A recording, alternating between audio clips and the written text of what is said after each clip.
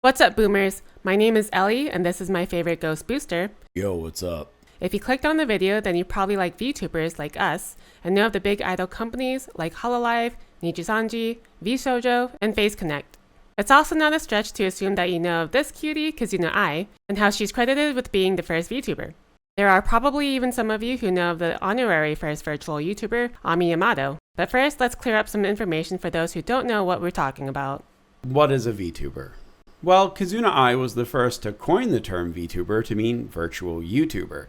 She herself was a fictional character that was brought to life on YouTube through the use of 3D animation and motion capture technology. However, many would comment that Kazuna wasn't the first VTuber, at least as far as pre-recorded content was concerned. That was a title to be given to a content creator from around 2011 named Ami Yamato. Ami's channel followed the vlogs of a 3D animated character as she did her day-to-day life.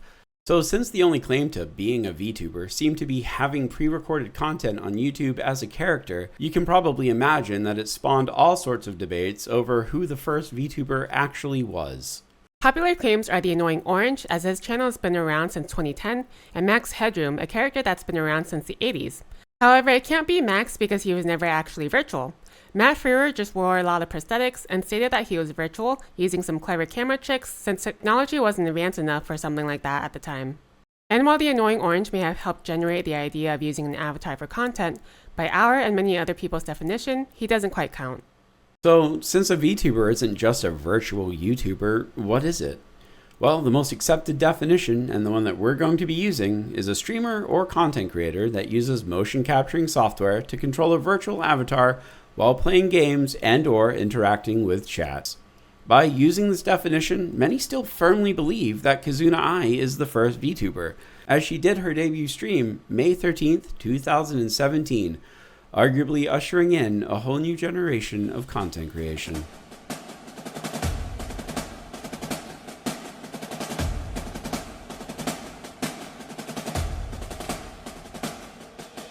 But you're wrong. There is one person who did weekly pre-recorded content as their character, uploaded to a popular YouTube channel before Ami Yamato or Annoying Orange, and did their first stream to hundreds of people months before Kazuna Ai ever hit go live. But who is it? Who could this mysterious person be? Who was the first VTuber?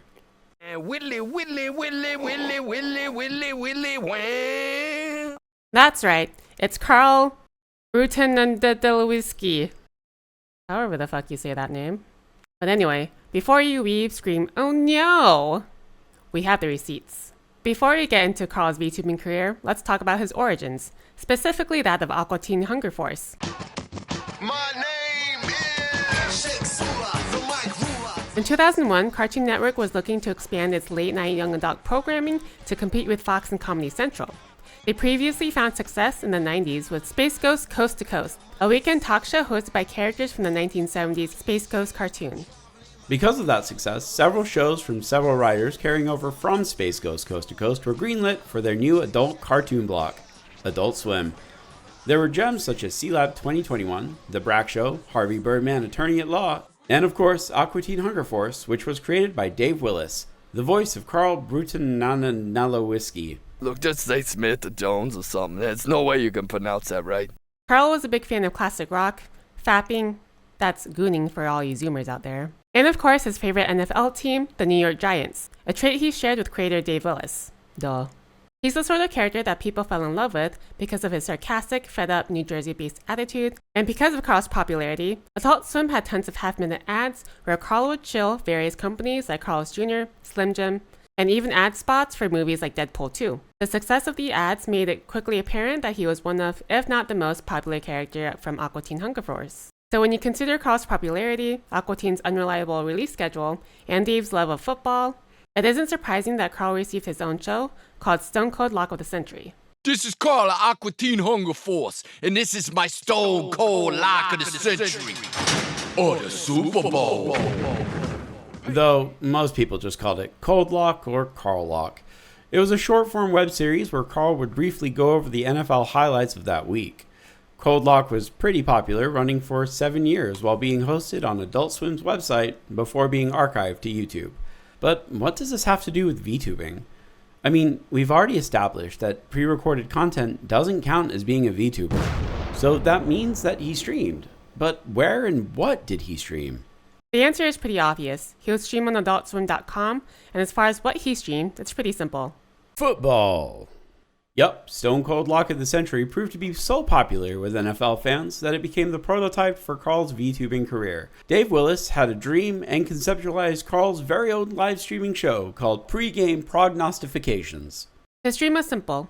A 3D animated sports talk show, live streamed to the world with zero commercials, no censorship, and his own alcohol-fueled chaos. Without censorship, Dave could have Carl say whatever he wanted and do whatever he wanted. Plus, he would be able to interact and connect with fans in ways that no real show had done before. Yeah. Why are you calling me? I have no friends. Yeah, that's apparent. It was at this time that Dave pitched the idea to Adult Swim, and as luck would have it, shortly after the pitch, Dave and Adult Swim crossed paths with a new tech company called Fu. And wouldn't you know it, Fu just so happened to specialize in VR, computer animation, and game development. So, armed with Fu's expertise in VR and game design and David's already popular segment and character, Adult Swim agreed to launch a pilot episode on their website. The pilot of Pigskin Prognostifications debuted on February 2nd, 2017, which, in case you don't know, was 3 months before Kizuna Ai's first stream. Ha! Got him!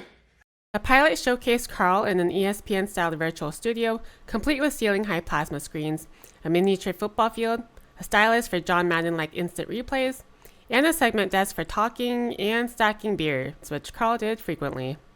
The series pilot did so well that Adult Swim greenlit the show for a whole series, having it premiere on September 6, 2017, which is the NFL season kickoff. When the full series premiered, Carl was joined by 2 other co-hosts within the first couple of episodes. First, there was his girlfriend, Sapphire Palomino. That's the chick he was playing that sweet air guitar for. And Wimmy, which was the talking, floating fleshlight. I put my penis in you. Yeah, I know that. The show was segmented into 5 parts.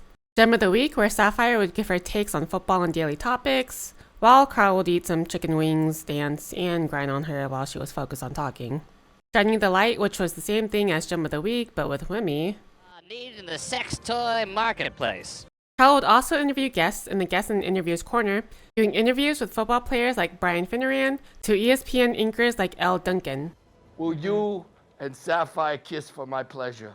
And finally, Carl's least favorite segment, the Two-Toe Wager or the Pick of the Week, where Carl and company would place bets by picking their winning teams for each week's games.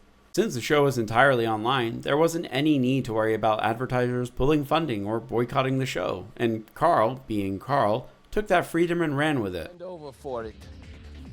I can't. I can see it right here. There's no reason. Hold on. There's no reason It's to the only bend thing over. on Jimmy I'll bend over for.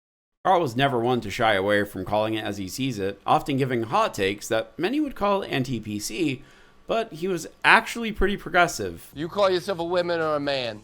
I'm whatever you need me to be, Carl. Hey, you're both. You're trans. Hey, we're enlightened here. That's right. We are- In his own way. Carl was gracefully able to straddle the line between edgy hot takes and being a surprisingly wholesome guy. Listen, Elle. It's a great You're starter. a beautiful broad. You're beautiful. Yeah. And I'm not saying that in sexist. This is the least sexist show ever. In his own way. The show ran for 18 episodes, spanning the entire NFL season for 2017. The finale of Pigskin aired on the eve of Super Bowl 52 on January 31st, 2018. I thought the Super Bowl was in November.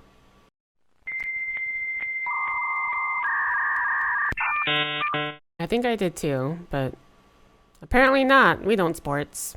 Anyway, he lost his right foot at some point during the show, so let's talk about that. Some of you may have been looking at the footage of the show so far and assumed it was VR chat or something. Well, you're half right. The show came about when Dave Willis' interest peaked with VR around the time that the HTC Vive came out.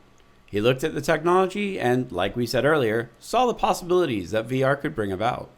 If you recall, Adult Swim had organized the pilot show with Fu Animation Studio. They're an animation studio that uses consumer-grade virtual reality hardware and custom machine learning software to make TV shows.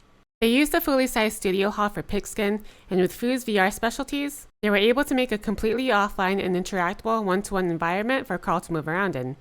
While this was very impressive on its own, Dave took it a step further and wore a fat suit to replicate Carl's beer gut and walk. The standard stuff that you would expect from a VR show was present, like being able to stack beer cans, eating subs, using a fully working chemistry set, but there was more than that. For instance, whenever he ate buffalo wings during one of Sapphire's segments, the wing sauce would smear all over his mouth. He could open, consume, and then crush beer cans. And of course, there's his model, which was occasionally updated with funny changes. Which brings us to his leg. What happened to my foot? Why did I bet a football game for my foot? If anyone wondered why Carl hated the betting segment on the show, it was because in episode 11, he lost his leg betting on the Giants the previous week. So he fashioned a makeshift peg leg, which was then replaced a few weeks later with a rotting foot, making Carl the first VTuber to have multiple model swaps. The leg would be completely healed in the finale, where Carl had his first complete model swap when he came into the studio wearing a custom Philadelphia Eagles jersey and hat. Not because he wanted the Eagles to win, but because he wanted so badly for the Patriots and Vikings, which he called Viking Cucks, in a song no less, to lose. Which they did, much to Carl's happiness, I guess. But that's a natural way to tell people I'm number one. That's how you say I'm number one. VP. So there you have it. Carl from Aqua Teen Hunger Force is indisputably the first VTuber. Well, that's not entirely true. To be fair, Carl isn't the first VTuber to broadcast live in front of a massive audience. That would actually be Homer Simpson. And to prove that we're live, on Saturday Night Live, last night, Drake was terrible. The reason we haven't counted Simprovised was due to it being a one-off show that pre-screened call-ins, so it's not technically live with viewer interaction. Though anytime Homer was talking to the viewer, it was using a primitive form of 2D rigging. So if you want to be technical, Homer Simpson did it first with the 2D rigging. But for the sake of consistency, let's just stick to the internet. So after all of this, after this rediscovery of this piece of VTuber history, what more could be said? What was the impact of Pigskin Prognostification, if any? Does Carl being the first VTuber take away from the enjoyment of anyone else? Does Gura or Kason no longer matter because Carl was the first? Does being the first VTuber really matter? I don't know. Let's ask Carl. Hey, Ellen Booster. I don't know what kind of name Booster is. Like, what do? You boost cars? All right, you want to talk to me about my expertise at Pigskin Prognostification or on VTube, virtual YouTube. That's right, I was the first. Of course I was the first, because I'm the king of everything. I'm always one step ahead. Let me tell you what I'm doing right now. I'm the first guy that Elon Musk put the chip in my brain. I did it even before he started offering money to people to do it. Mostly been good for me. I've lost a little weight because, it makes me sleepwalk. Like I'll wake up 36 miles away in Nutley. I've been walking all night in my sleep. Do I crave the taste of my own urine? Yes. I don't know what that's about, but I know how to solve it at least. But yeah, I got the BrainLink chip. Like years before you guys will do it. And I bet I'll be first too at the lawsuit that the class action lawsuit, because I don't like drinking my own urine or waking up in Nutley, New Jersey, 36 miles away. Now, I was the first. I interviewed Elle Duncan. I interviewed Pat McAfee. And yeah, I had my friends, exotic dancer Sapphire Palomino and the anthropomorphic fleshlight with me. And yeah, we were entertaining the world long before you were, Ellen Booster, and long before Kazuna AI, whoever that is. I've already moved on. That's how cool I am. So those are my thoughts about the tech. And as far as VTube, screw that. Well, at the end of the day, the only thing that matters is that these creators push the bounds of content creation and pave the way for VTubers like us to exist. Thanks to them, there are a plethora of interesting content creators today. And so, in the words of Carl, don't matter, none of it matters. Well, that's it for this video. If you enjoyed it, consider subscribing to the channel. We put out weekly gaming news every Monday and stream here on YouTube. I'm honestly glad to be done with this video, but it was a lot of fun to make. A big shout out to our editor Skull for all the sick work he did, and to our good friend Pelswick, who helped us gather up all this evidence. And a massive thanks to Dave for helping us with his segment. If you're watching this, you are amazing, and thank you so much. And of course, a very special thank you to our channel members. If you are one, you got to see this video early. Don't you dare spoil it for anyone. Or else. Anyway, that's all we have for this week. New video out on Monday because not even the dead can rest. So until next time, goodbye. Goodbye.